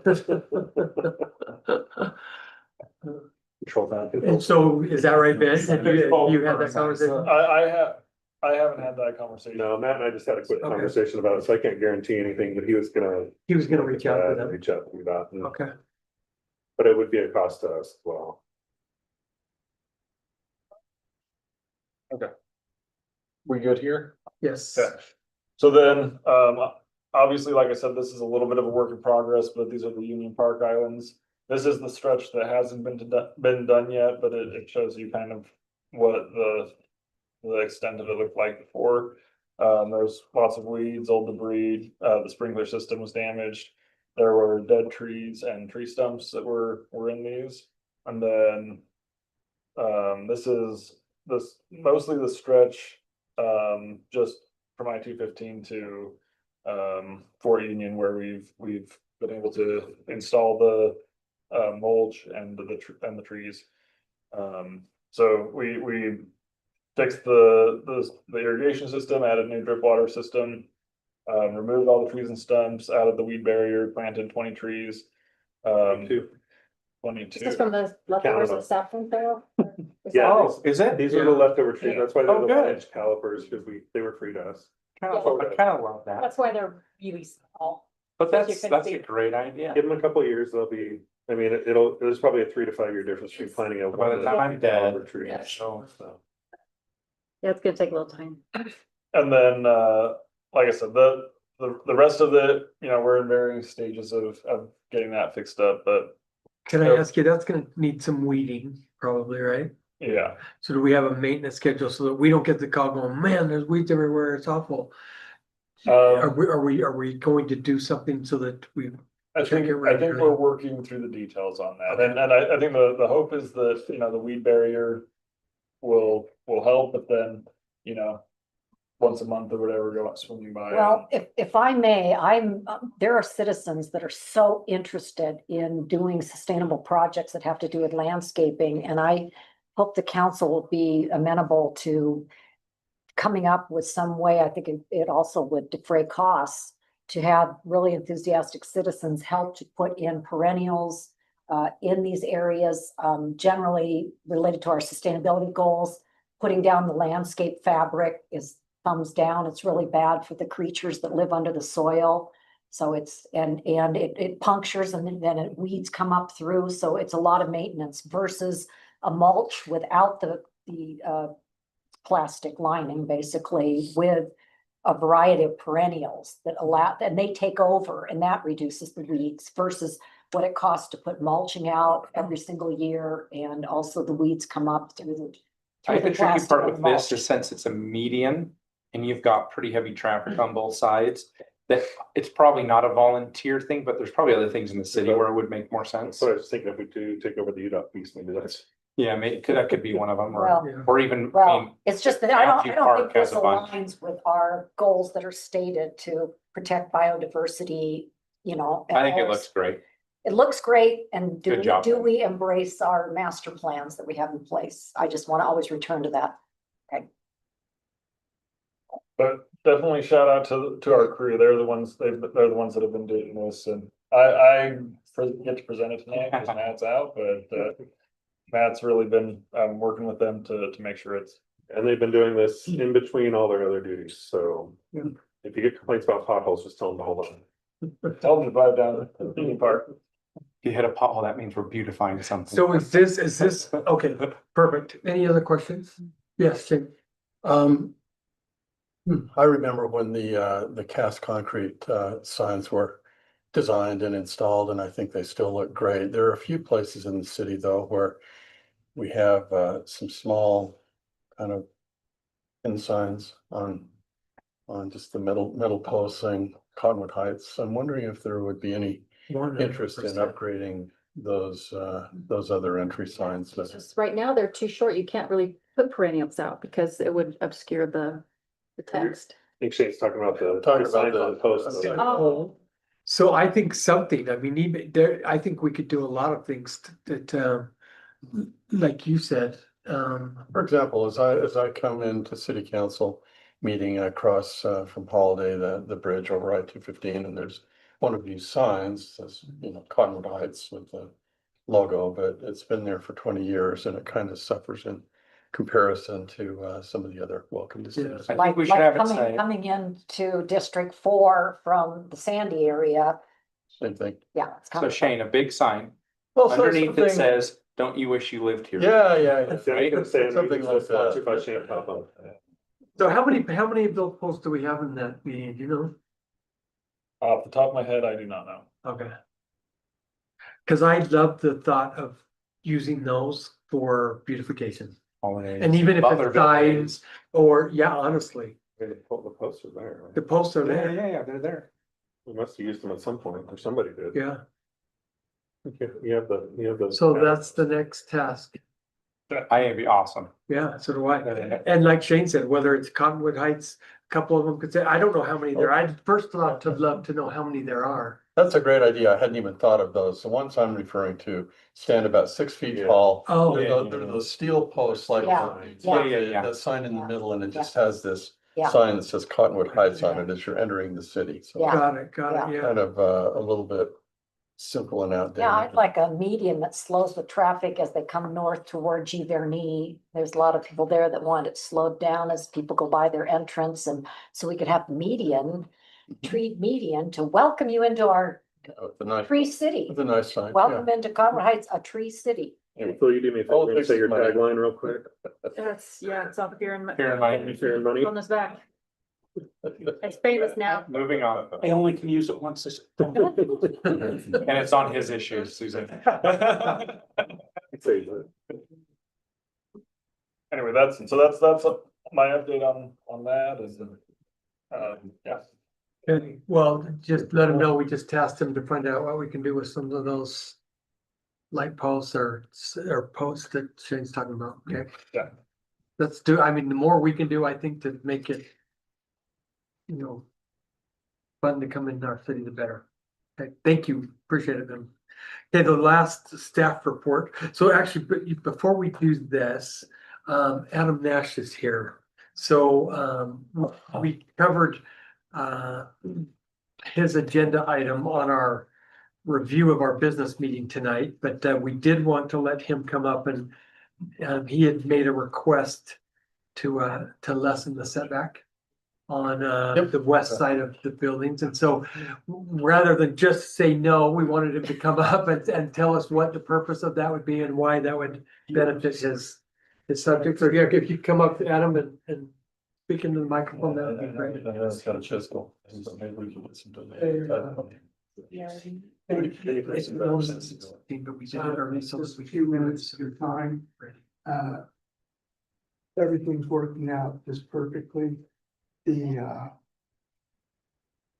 I need to ask the council of a favor. We agreed to a 25-foot setback to the west. That's, lot one. And the other side, the side yard setback would be 8. So I'm looking at 33 feet of side yard setbacks. So what do you mean when you say that would be 8? You saying to the south? I'm sorry. It wasn't very clear. To the west. To the west. So you have So that's 25 feet to 25, the yeah. lot line and then another 8 feet to the On the resident, other to the, side. to the residence, right? No, to the- just inside of our subdivision. There's minimum setback, I think. So you'd have a 33-foot setback, is that what you're saying? It actually, in total. Well, that's how much the lot is getting diminished by. Map or else pull it out.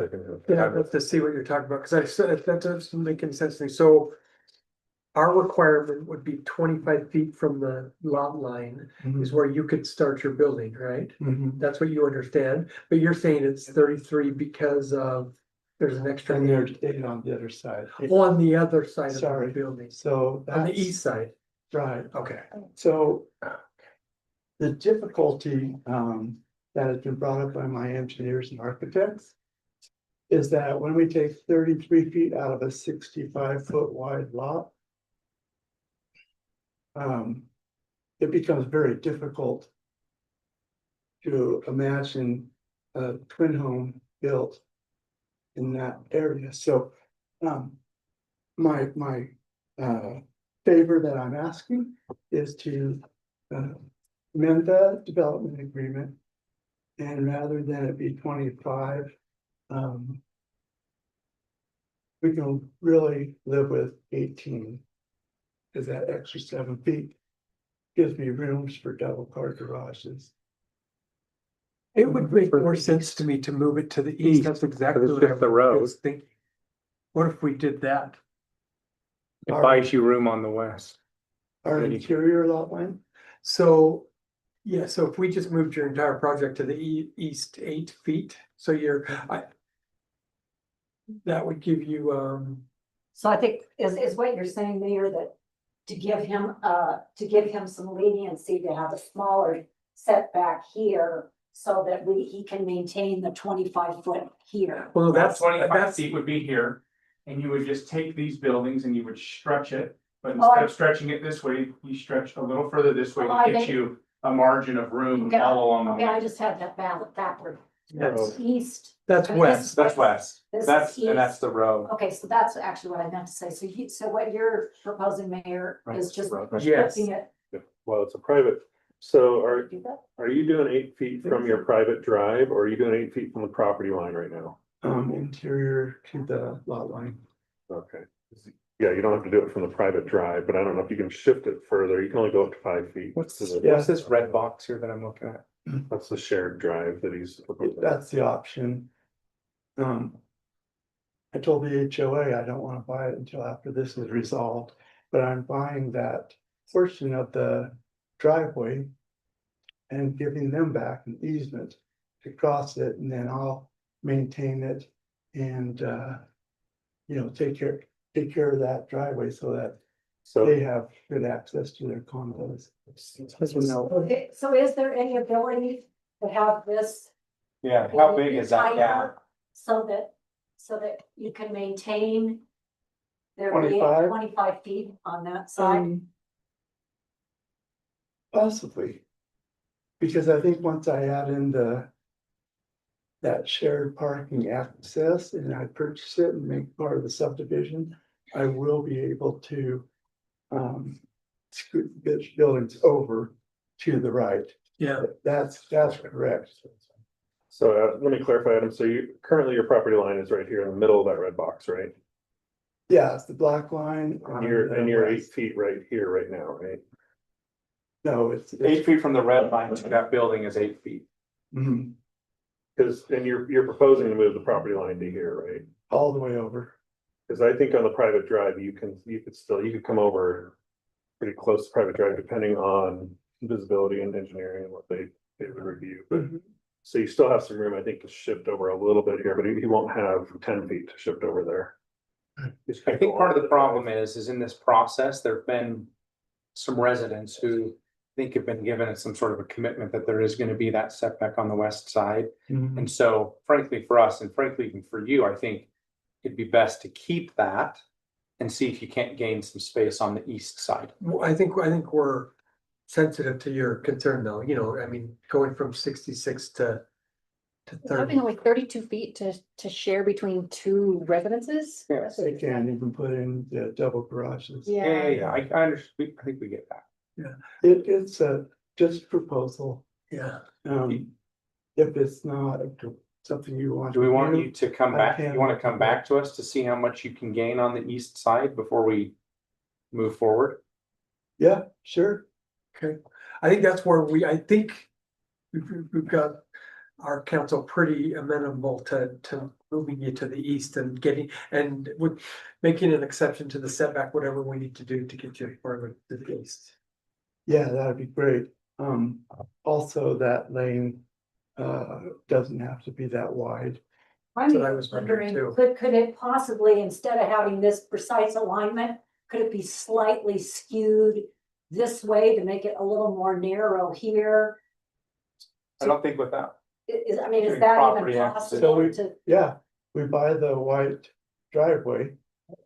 Just- instead of having your, whatever you call, Mhm. get in geometry, what you call that, your. Trapezoid, What's that? a trapezoid. Thank you. Instead of having your trapezoid, if it just could slightly. A rhomboid, is that? I have no idea what it is. That's right. Yeah, you can I only got a C in angle geometry. That was James, nice. is that shape and red? And I go up here. Yeah. Look, Here, you can use this too, Adam. You can use this to top button, move around on there. much better. I think that shape is a there. parallel. So top, very top button. A parallelogram. Anywhere. I think Suzanne on the nose, parallelogram. So that line will actually be straight across rather than cut off like that. So when I purchase this, it all becomes one big piece with an easement across the driveway to the condos. Oh. And then we will maintain it by a agreement with them. It'll be recorded as to our obligations. So we'll handle maintenance of the driveway, we'll remove the snow from the driveway, all of those type of things. Once you own it. So when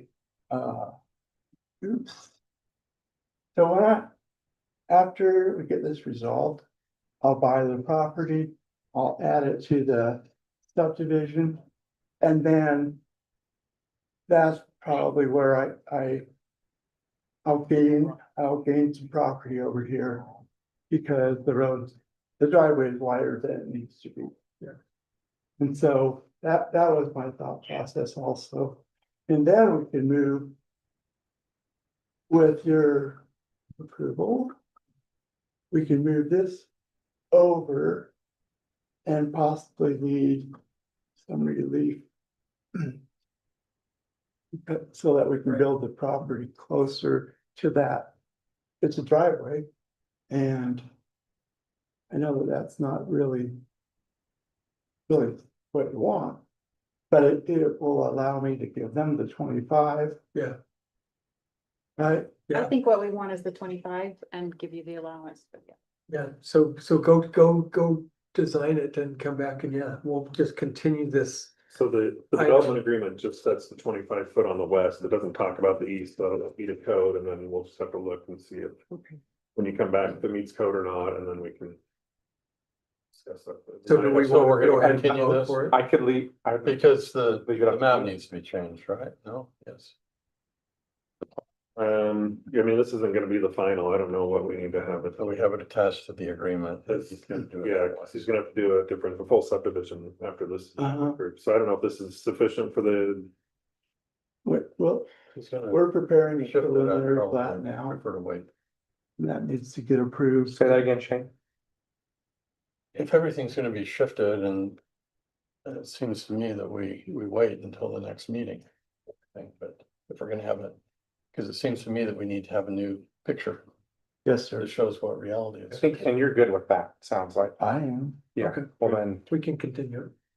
no, he's good to hold off to Yeah. come back. Yeah. So we'll Okay, continue sorry. to another Yeah, meeting. continue. Yeah, absolutely. I think even continue into, Adam, is 3 weeks Roger long that. enough for you, or 2 weeks? or- Talking fast. Okay. Sure. Yeah. So we most can of we it can done. continue it to the first meeting in August. Great. Thank you so much. Thank you very much, Mr. Nash. Okay, thank you.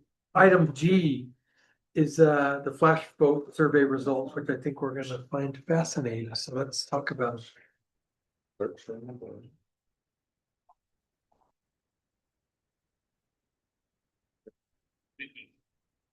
Okay, so I sent the link out to you all, so you should hopefully have had it and hopefully had a chance to look at it, but I just wanted to walk through the navigation in here. We met with Flashvote yesterday and kind of walked us through. We had a pool of 570 individuals, actually, by the time we sent this out. 290 of those responded to this survey, an additional 10 got it from other places, either somebody forwarded them the link or they happened across it another way. Just basically, when you first go into it, it's the complete results of everything. So you can kind of see the first table is what do they think are the strengths of Cottonwood Heights? And then the second one is what are the most important to you? So the third box here is a scatter plot showing where those align, and you can kind of hover over everything and see. So if you want to look at this kind of outlier over here, condition of streets and sidewalks is important, but maybe less on the strength scale. What I Okay. loved about these first two questions was, nice. the first question is what our strengths are.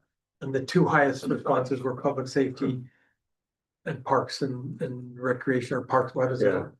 called? Parks. Parks Development. Parks, yeah. And local recreation and parks. And then question two, so what, our question two was, question one was what are our strengths, and then question two is What's important, no, what's important to you? what's important to you? So what is important to our residents was our two highest It's the scores. same as what Yep. we do well. So if you look at the numbers here, if you hover over any dot, you can look at the number.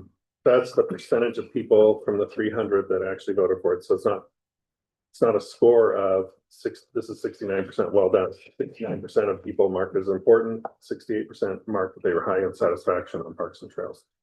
So most of these are actually pretty good along this line. Yeah. I just want to walk you through so you can look at this. You've got the link, just the navigation wise. If you come in here, you can click on show table view.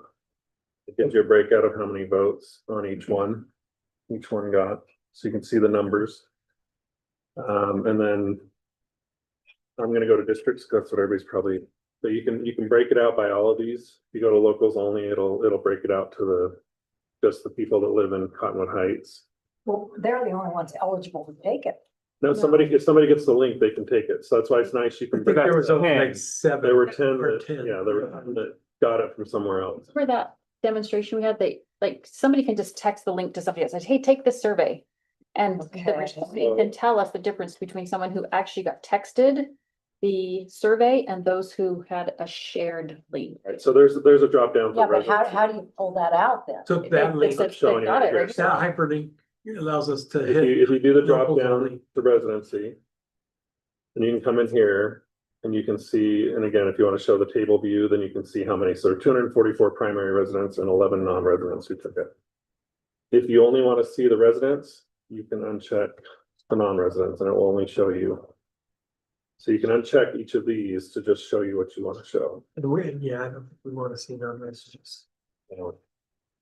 Same thing if you go into, let's go to districts, that's a good one to separate by. You can see the responses in each of the districts, then if you just want to see one district, you can uncheck all the others, or if you want to compare districts, you can throw them on there. And again, showing the table view will show you how many from each district reported, and Matt has some work to do in getting people to sign up. So, but this is nice because this will show you, you can look and see what your district, what's important in your district in there. Don't be ageist against my district. So just would think more of those split area, but more. So just the percentage, so So it's it's one, District 4 had the greatest number of, those aren't, so that's. District 4 had 87 people respond. 28% of those 87, so 24 of them marked community Okay. events, sense of community. Okay, got it. So this is just the percentage on that number. Well, how do we, I mean, how, isn't the idea that we are trying to get a flash vote? You know. I mean, you know, how is flash vote going to get more enrollment for District 1? Like, this is, to me, not reaching, I mean, how are we gonna reach the goal of equal amount of representation for the districts?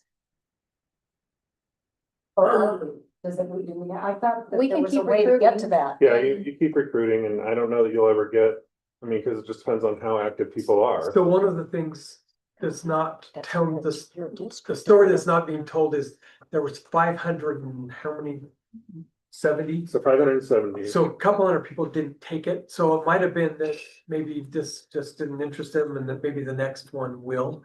And we're hoping that people that said they would do it more would do it. What is interesting on these district ones though, and 27 is probably too low a number, but District 1 and 4 were similar and District 2 and 3 were similar in their responses. When you look at this. Public safety and parks were top in all of them or just? in Or one? you can see that, but if we go Jared to, yeah, right there. So this is what's You can important see- for them. District 1, Here, if you want 1 and 4 together. well, if you put them all there, you can see that Yeah. they mirror each other closer than the other districts. 2 and 3 are closer. Okay, as a statistician, I'm just gonna tell you, most of that's within the margin of error. So there's actually quite a bit of agreement, even though you see some disparities. It's within the margin of error. So there is some consensus there that this physical safety, security, and the local recreation, parks and trails. So well, I don't know that you'll ever reach an exact number for each district. I think what you'll get is you'll be able to break it out by district and see what's important. We get then the information on the others.